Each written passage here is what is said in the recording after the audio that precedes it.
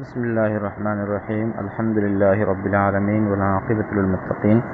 والصلاة والسلام علی سید الانبیاء والمرسلین اللہم صلی علی محمد النبی الامی وعلی آلہ وسلم تسلیما۔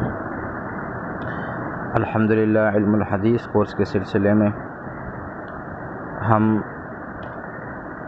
روزانہ نبی کریم صلی اللہ علیہ وسلم کی ارشادات اور آپ علیہ الصلاۃ والسلام کے فرامین مختلف موضوعات اور مختلف عنوانات پر ترجمہ اور مختصر تشریح کے ساتھ پڑھتے ہیں۔ اسی سلسلے میں آج بھی تقریباً 6 احادیث مبارکہ ترجمہ اور مختصر تشریح کے ساتھ آپ کی خدمت میں پیش کر رہے ہیں۔ آج کے سبق کی پہلی حدیث نبی کریم صلی اللہ علیہ وسلم کا یہ ارشاد گرامی ہے۔ آپ علیہ الصلاۃ والسلام نے فرمایا: لا تدخل الملائکۃ بیتا فیہ کلب ولا تصاویر۔ لا تدخل الملائکۃ بیتا فیہ کلب ولا تصاویر۔ آپ علیہ الصلاۃ والسلام نے فرمایا کہ اس گھر میں فرشتے داخل نہیں ہوتے جس گھر میں کتا یا تصویر موجود ہو۔ اس گھر میں فرشتے داخل نہیں ہوتے جس گھر میں کتا ہو یا تصویریں موجود ہو۔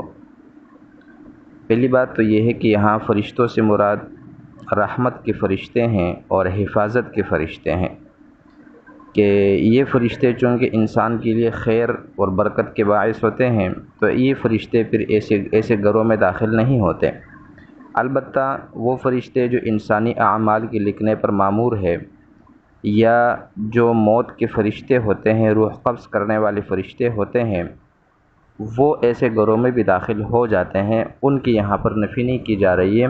بلکہ یہاں ان فرشتوں کی بات ہو رہی ہے جو انسانوں کی حفاظت پر مامور ہے یا پھر خیر و برکت کے لیے گھروں میں آتے ہیں۔ کتے سے مراد یہاں پر وہ کتا ہے جو شوقیہ طور پر گھر میں رکھا گیا ہو، البتہ جو گھر کی حفاظت کے لیے ہو، جانوروں کی حفاظت کے لیے ہو، کھیتی باڑی کی حفاظت کے لیے ہو، وہ اس حکم میں داخل نہیں ہے۔ تصویروں سے مراد جانداروں کی ایسی تصویریں ہیں جو گھر کے اندر کسی نمایاں جگہ پر آویزاں کی گئی ہو، فریم کے اندر ہو یا ویسے لگا دی گئی ہو، البتہ بے جان چیزوں کی تصویریں ہو یا ہو تو جاندار کی تصویریں لیکن وہ اتنی چھوٹی چھوٹی ہیں کہ دیکھنے میں بھی نظر نہیں آتی، تو وہ بھی اس حکم میں داخل نہیں ہے۔ پہاڑ کی تصویریں ہیں، درختوں کے ہیں یا پھر قدرتی حسین مناظر کی تصویریں ہیں، وہ اس حکم میں داخل نہیں ہیں۔ البتہ جاندار کی تصویریں، جیسے ہمارے ہاں رواج ہے بچوں کی تصویریں فریم کر کے یا بزرگوں کی تصویریں فریم کر کے گھروں میں لگا دی جاتی ہے، تو ان تصاویر کے ہوتے ہوئے رحمت اور برکت کے فرشتے گھروں میں نہیں آتے۔ اگلی حدیث، قال نبی صلی اللہ علیہ وسلم: لا یؤمن احدکم حتی اکون احب الیہ من والدہ وولدہ والناس اجمعین۔ لا یؤمن احدکم حتی اکون احب الیہ من والدہ وولدہ والناس اجمعین۔ آپ علیہ الصلاۃ والسلام فرماتے ہیں کہ تم میں سے کوئی شخص اس وقت تک صحیح معنوں میں کامل اور مکمل مومن نہیں ہو سکتا جب تک میں اس کے نزدیک اس کے والد سے، اس کے اولاد سے اور تمام لوگوں سے زیادہ محبوب نہ بن جاؤں۔ یعنی حدیث کا مطلب یہ ہے کہ آپ علیہ الصلاۃ والسلام فرماتے ہیں کہ جب تک کسی مومن کے دل میں میری محبت ہر محبت سے زیادہ نہ ہو جائے، خواہ وہ اولاد کی محبت ہو یا والدین کی محبت ہو یا عام لوگوں کی محبت ہو، تو اس وقت تک ایسا شخص کامل اور مکمل مومن ہونے کا دعوے دار نہیں ہو سکتا۔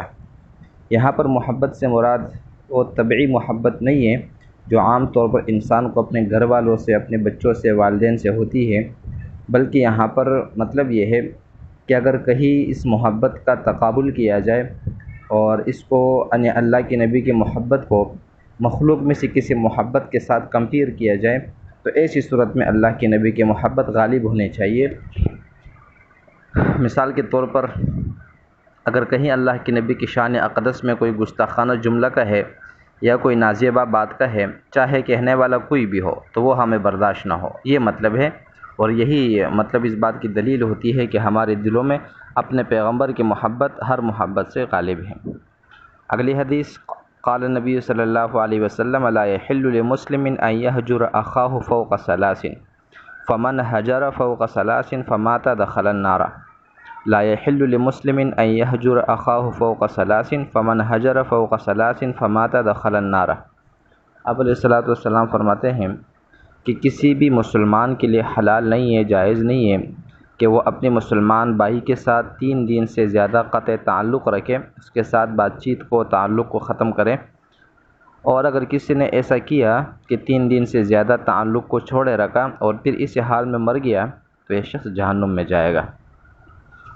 یہاں شریعت نے انسان کے مزاج کا خیال رکھا ہے کہ 3 دن کی مدت ایسی ہے کہ اس میں انسان کی طبیعت کے اندر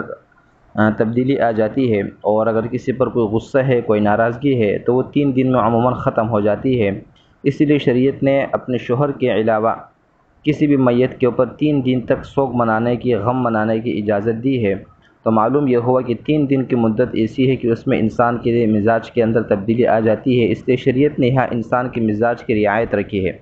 البتہ 3 دن کے بعد بھی اگر یہ تعلق کو چھوڑے رکھتا ہے، بات چیت نہیں کرتا، تو ایسی صورت کے اندر اس پر یہ وعید ہے۔ البتہ اگر یہ ناراضگی کسی شرعی عذر کی وجہ سے ہو، مثال کے طور پر ایک شخص ہے، وہ سمجھانے کے باوجود بھی اپنے بدعت کے عقیدے سے یا کفر و شرک کے عقیدے سے باز نہیں آتا، یا کلم کلا فسق و فجور کے اندر مبتلا ہے، یا اس کے ساتھ تعلق برقرار رکھنے سے اپنے اعمال کے اندر جو ہے نا وہ خرابی اور عقیدے کے اندر فساد کا اندیشہ ہے، تو ایسی صورتوں میں قطع تعلق کیا جا سکتا ہے۔ جہنم میں داخل ہونے کا مطلب یہ ہے کہ اگر وہ اس عمل کو حلال اور جائز سمجھتا ہے تو کافر ہو جاتا ہے اور ہمیشہ کے لیے جائے گا، اور اگر یہ اس عمل کو گناہ سمجھتا ہے تو گناہوں کی سزا بھگتنے کے لیے جہنم میں جانا مراد ہے۔ اگلی حدیث، لا تنزع الرحمۃ الا من شقی، لا تنزع الرحمۃ الا من شقی۔ رحمت دل کی نرمی کو کہا جاتا ہے، انسان کی ہمدردی کو کہا جاتا ہے۔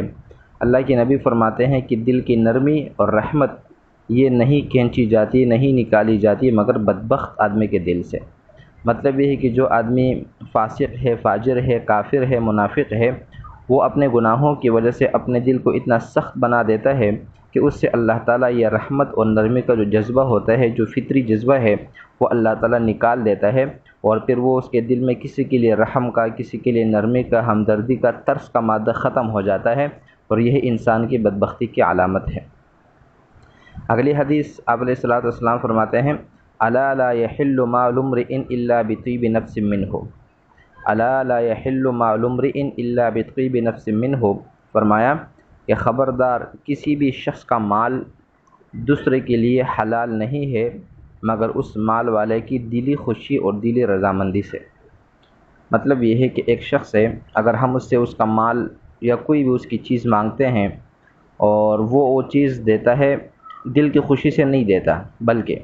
یا تو شرمندگی سے بچنے کے لیے، یا مانگنے والے کے مقام اور مرتبے کی رعایت کرتے ہوئے، یا پریشر اور دباؤ میں آ کر، یا کسی ایسے عام مجلس کے اندر ہم نے چیز مانگی ہے کہ جہاں وہ انکار نہیں کر سکتا، یا ہم نے کوئی آپس میں مل کر ایسا پروگرام بنا دیے ہے کہ بھائی سب نے پیسے جمع کر رہے ہیں، جو نہیں دے گا وہ شریک نہیں ہوگا، تو یہ وہ مواقع ہوتے ہیں جہاں انسان نہ چاہتے ہوئے بھی کچھ نہ کچھ دے جاتا ہے، اور یہی وہ موقع ہوتا ہے کہ جو انسان طیب نفس نہیں دیتا۔ کسی ایسی جگہ پر چندہ مانگ لیا، کسی ایسی جگہ پر پیسے مانگ لیے جہاں اس کے پاس انکار کا آپشن ہی نہیں ہے،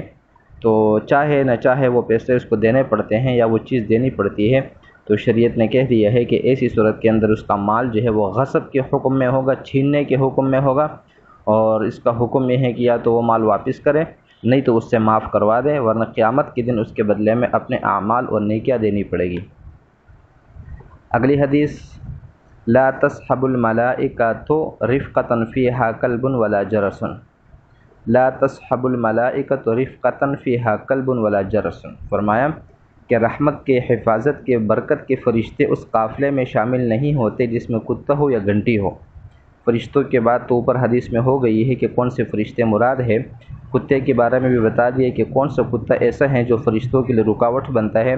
گھنٹی کا مطلب یہ ہے کہ شیطان کی بانسری ہے، اور اس کی آواز سے شیطان قافلے میں شامل ہو جاتے ہیں، تو جہاں شیاطین ہو وہاں فرشتے کیسے آ سکتے ہیں؟ پہلے زمانے میں جانوروں پر سفر ہوتے تھے اور جانوروں کے گلے میں گھنٹیاں ڈالی جاتی تھی، تو یہ وہی گھنٹی مراد ہے۔ آج کے زمانے میں ہر قسم کا میوزک اس میں داخل ہے، سفر پہ جاتے ہوئے، پکنک پہ جاتے ہوئے، کہیں بھی جاتے ہوئے جس گاڑی کے اندر اس طرح کی چیزیں موجود ہو، میوزک موجود ہو، گانے بجانے کی چیزیں موجود ہو، تو ایسے قافلوں سے پھر فرشتے دور رہتے ہیں، اور عموماً ایسے قافلے پھر حادثات کے شکار بھی ہوتے ہیں۔ اللہ تعالیٰ سمجھنے کی توفیق عطا فرمائے۔